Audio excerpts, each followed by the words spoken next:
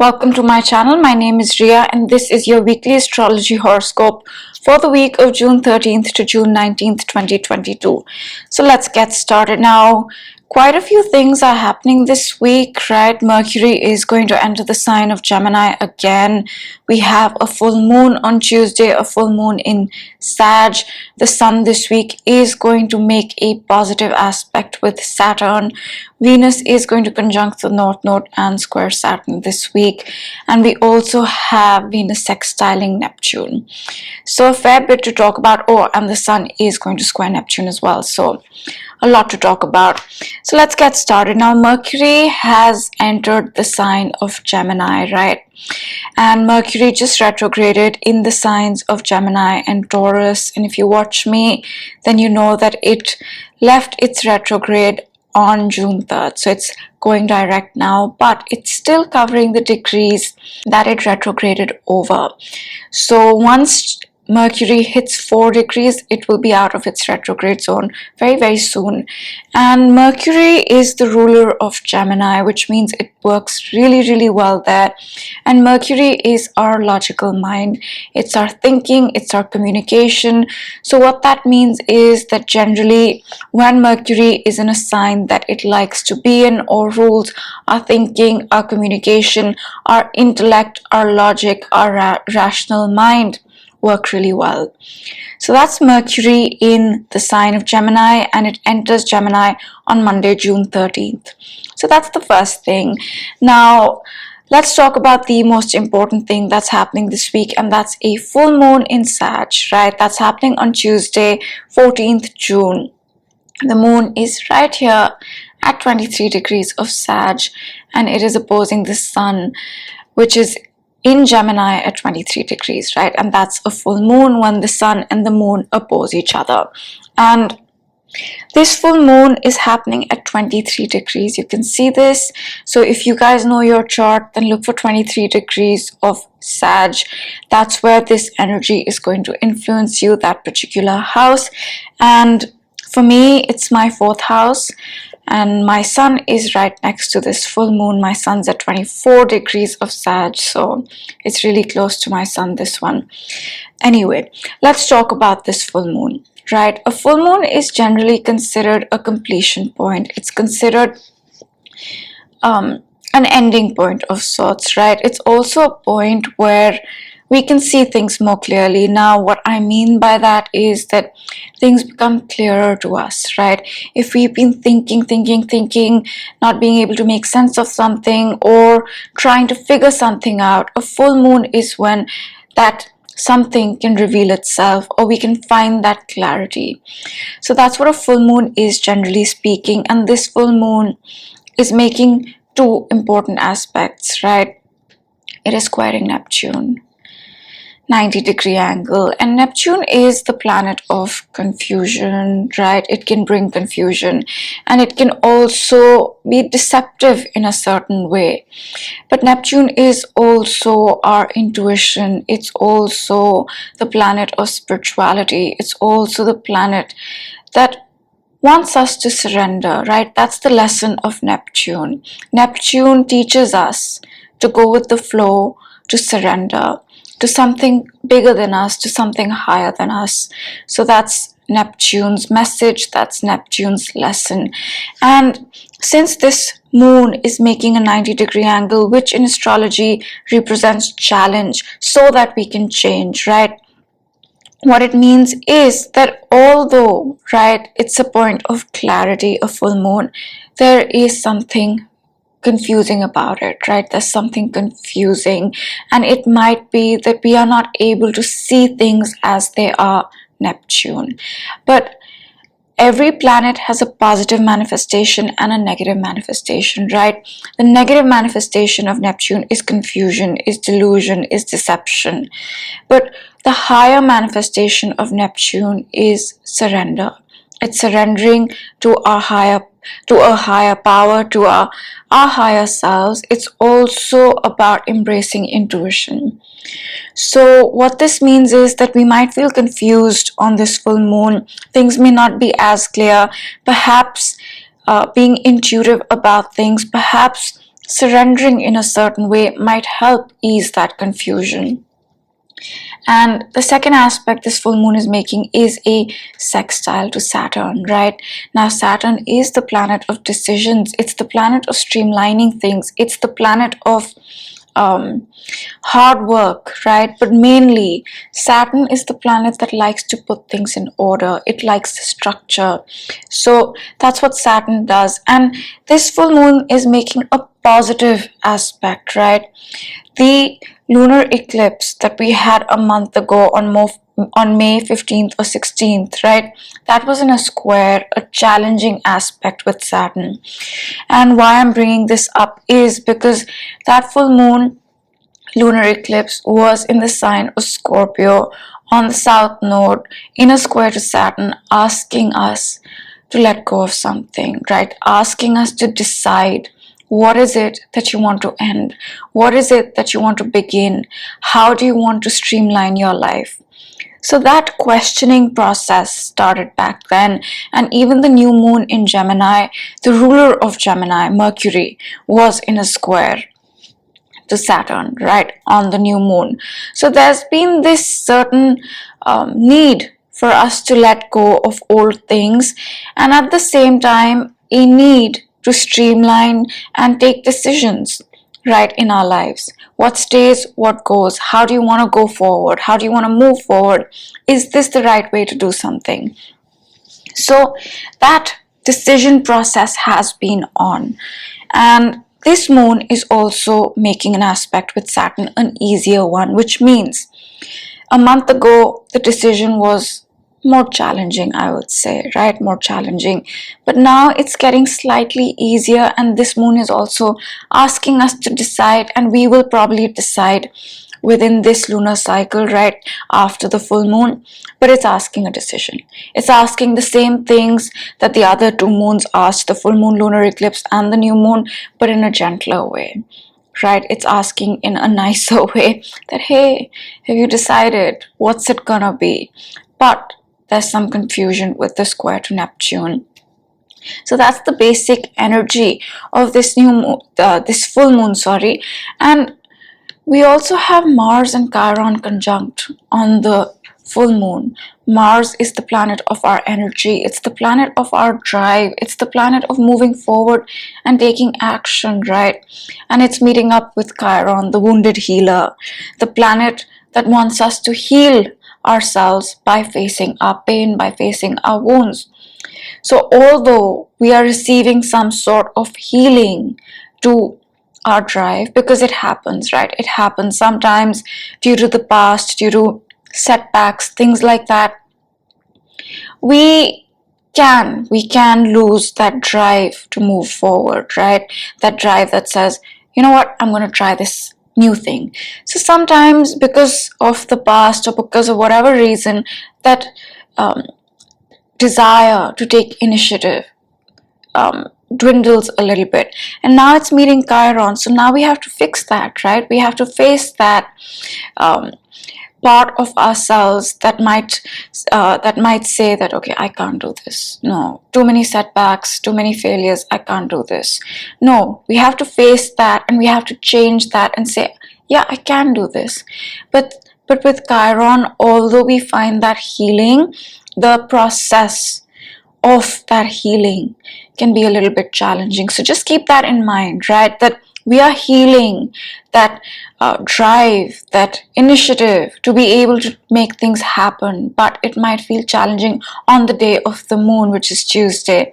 And that is why, although that decision might get easier by now, which has been on for a month, on the moon there is confusion because of the square to Neptune. But the moon will move on, and so will the sun, and the confusion will begin to ease off after the full moon, right? So give it a few days before like really deciding, and the decision will come, the streamlining process will happen.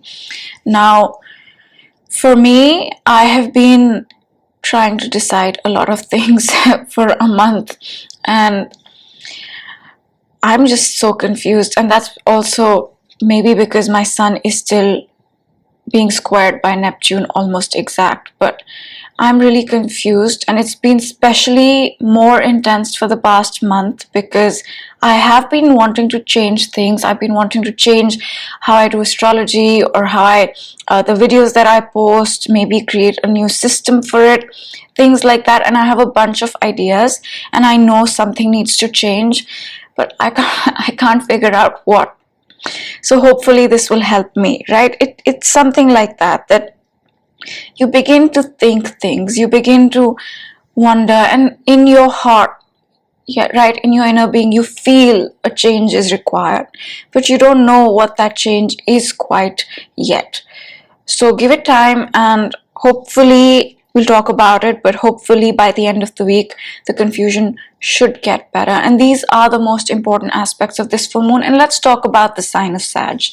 Since the full moon is happening in Sag, let's talk about that.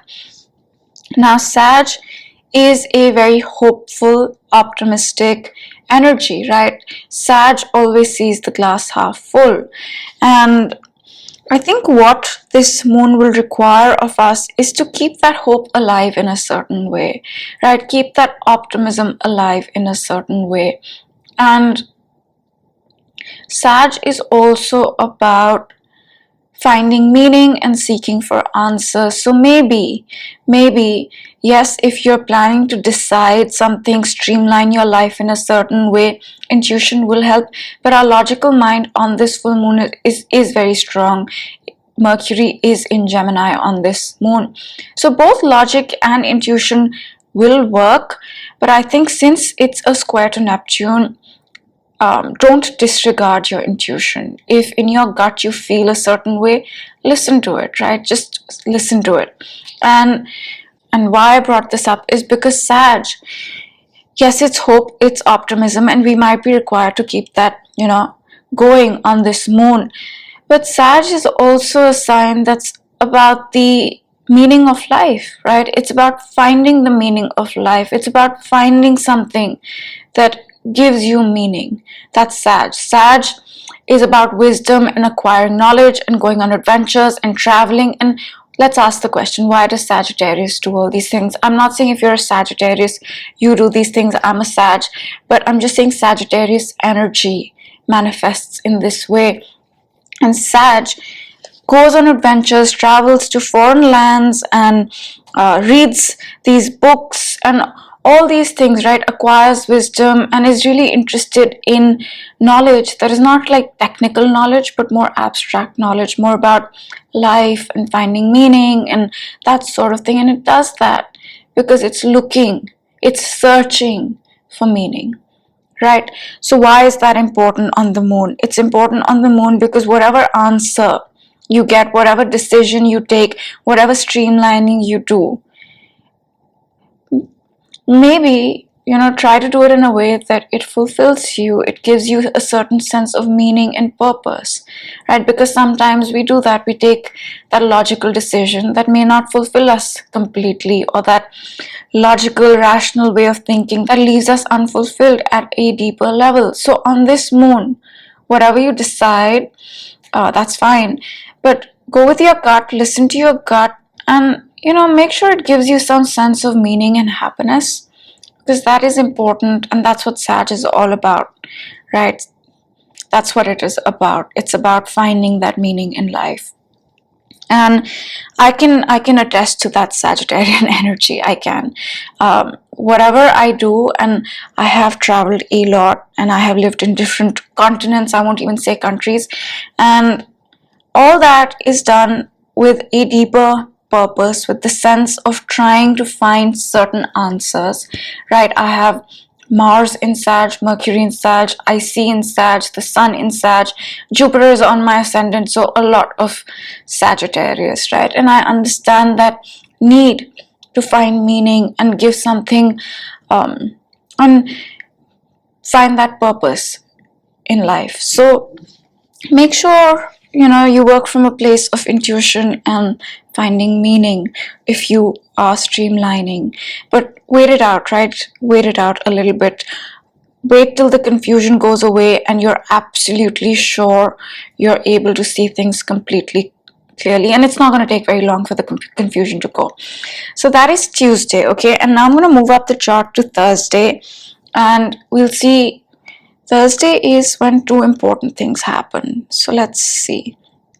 Okay, so what's happening here is that the Sun is squaring Neptune on Thursday and trining Saturn at the same time.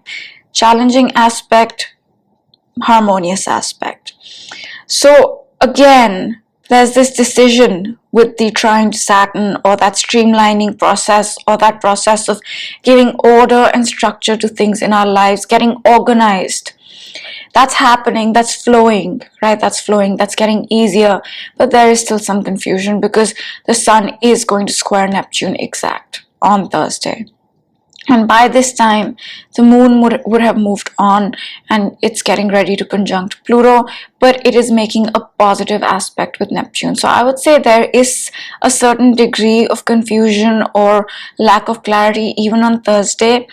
And this is really early morning Pacific time. So as the Sun moves on, right, that confusion, if there is any, or that feel, Neptune can get confusion. It can get this feeling of not being able to see things clearly, but Neptune can also bring this really dull feeling. It can get this dull, gloomy feeling with it. So if that's happening, then just know it's this energy, and it's going to go away. It's going to go away really, really fast. So what I'm trying to say is, there is still a certain degree of confusion continuing till Thursday, although I think clarity is emerging more than, say, Tuesday. And that's Thursday in a nutshell. And I want to talk about Saturday now, right? So let's move on to Saturday. And this is when a few important things are happening. Venus on Saturday is going to sextile Neptune, yes, but it is going to square Saturn. Right now, it's making a positive aspect with Neptune, and it is making a challenging aspect with Saturn. And Saturn square Venus, let's talk about that. Now, Saturn is the planet of decisions and hard work and streamlining and organizing and giving order to things and setting things in stone and giving things a structure, that sort of thing, right? That's Saturn. Imagine Saturn to be, like this person or this energy that really does not like chaos, right? That really does not like lack of efficiency. So think of Saturn like that. It comes in and it wants to put things in order, and it wants to make everything efficient, and it wants to make everything function well, and that sort of energy, right? Think of Saturn like that. And now it's making an aspect that requires change, a square, with Venus. Venus is the planet of love. It's the planet of relationships. It's the planet of finances. It's the planet of appearances. It's the planet of our skills and self-worth and values. A lot of things, right? And Saturn is asking Venus to decide, right? This decision, this streamlining process, whatever it is, might be connected to Venus, to our relationships, projects, self-worth, values, skills, and finances. And on June 11th last week, right, let me clean up the chart. Venus here did meet up with Uranus, right? June 11th. And I did not mention this, but Venus, I believe, is a Thursday. Yeah, on Thursday also conjuncts the North Node, right? So Venus here, since June 11th it conjuncted Uranus, and this week on Thursday it conjuncts the North Node. And then it moves on, and then it sextiles Neptune and squares Saturn, right? And it will square Saturn a little bit before it sextiles Neptune. So what all this means is, since June 11th, Venus conjunct Uranus, there's been a certain level of change, right? Change associated with projects, self-worth, skills, finances, values, appearance, all these things. There's a certain degree of change, or a need for change, or an energy asking us to align these Venus things so that they're more in alignment with us, right? If there's a project, for example, and you're doing it a certain way, and the Venus-Uranus conjunction could have, changed that up and said, no, do it this way, this is a better way for you, right? It's more in alignment with you, it'll come more naturally. So that, right, that happened on June 11th. And the North Node Venus is also an energy of change, right? Aligning our projects, aligning our relationships or skills or anything, self-worth, with the future. The North Node, Rahu, right? Aligning. So Venus has been going through this change, so to speak. We've been wanting to change something to do with Venus, whether that's a relationship, whether that's how we feel about ourselves, whether that's how we look, whether that's our financial situation, whether that's our the way we are doing a certain business or a project, anything Venus related, we have been wanting to change. So what's happening on Saturday is that Venus will square Saturn. That change that we've been wanting to make, or that's been urging to happen, right, connected to Venus, will get, I want to say, cemented, right? Will get cemented with Saturn. Saturn will say, okay, finalize it, decide, set it in stone, give that change a structure, right? You thought about these changes, you got this sudden idea, this sudden urge to change something, say, in your project, right, that you're doing. Now decide, is this the change that you want? That's what Saturn is telling Venus. Decide and make it final, right? And since Neptune is sextiling Venus, again, whatever this change is, whatever this decision is, I would say there is a certain need for it to align with our spiritual path, and there is also a need to, not just focus on our logic. Logic is very strong right now, Mercury in Gemini, but there's also a need to go with the gut, right? Go with Neptune, go with the intuition. And that's how Neptune here is supporting Venus by saying that, use your intuition to decide. Saturn is asking for that decision. Saturn is asking for us to structure things and streamline things. But Neptune here is saying, you know what? Go with your gut, use intuition, don't just use pure logic, right? Use both. So that's Saturday, and this is when probably the confusion will really begin to ease off, and that's because you see the sun has moved on, right? 27. It's still in a close orb, so if you're still feeling confused, wait it out a bit more. The sun is going to move on, and on Saturday, the moon in Aquarius is going to conjunct Saturn as well. And the moon is our emotions and Saturn is order and structure. And this is when maybe, it's also reality. So this is when the moon conjuncts Saturn, which is not always an easy feeling, we can have that feeling of figuring out what is it that we're not able to see clearly, right? We'll be able to maybe see things clearly by Saturday is what I'm trying to say. So that's the week in a nutshell, right? That's the week in a nutshell. One more thing, and then we will close it out, right? Okay, what I want to talk about is that Uranus here is getting closer and closer to the North Node. Uranus is the planet of change, right? Change that is sudden, and Uranus is a very progressive sort of energy. It's also representative of the future in a certain way. So is the North Node. And North Node is also a magnifier, a lot like Jupiter, right? It just magnifies whatever planet is next to it. It magnifies whichever sign it is in, that energy it magnifies. So it's a magnifier.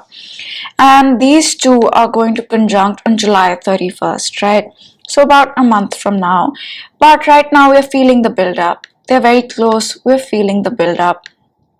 And what this energy can bring is a lot of change, right? But why I'm bringing this up now is because if you look at the chart, the sun has met up with Uranus and the North Node. So has Mercury and so has Venus, right? So we have an inkling of what this change is that is building up for us at the end of next month, right? And the Uranus North Node conjunction is a very rare thing. The last time it happened was 2007, so 15 years ago. So it's not a very common energy to go through. It can bring big changes, and we are heading towards that change that is to do with our future, it's to do with our destiny, and it's not a very small change. These planets don't conjunct very often, and we kind of have an inkling of what that change is, right? The Sun, Mercury, and Venus have gone over that spot. We kind of know, we have this inner feeling, but we don't know exactly. So yeah, I think that's pretty much it. And if there's anything else, yeah, and this energy is a lot of energy, right? I was born with this. I have my North Node conjunct Uranus conjunct Neptune. So yeah, it's a lot of energy. And the last thing is that even right now we do have this energy in Aries, right? Jupiter in Aries, Mars in Aries, a lot of initiative to make things happen and start new things. Aries is the beginning point of the zodiac. It's where we start new things, right? So we have that for us, and especially more so since June 3rd when Mercury went direct, because the same day Jupiter entered Aries, the same day Mercury also went retrograde. So since June 3rd, that energy is more easily accessible, I would say, and still a lot of energy in Taurus, right? Themes of stability, security, finances, economy, currency, raw materials, food, all these themes are still magnified in a certain way. So I think that's pretty much it. So I hope you enjoyed this video, and I will see you next week. Bye.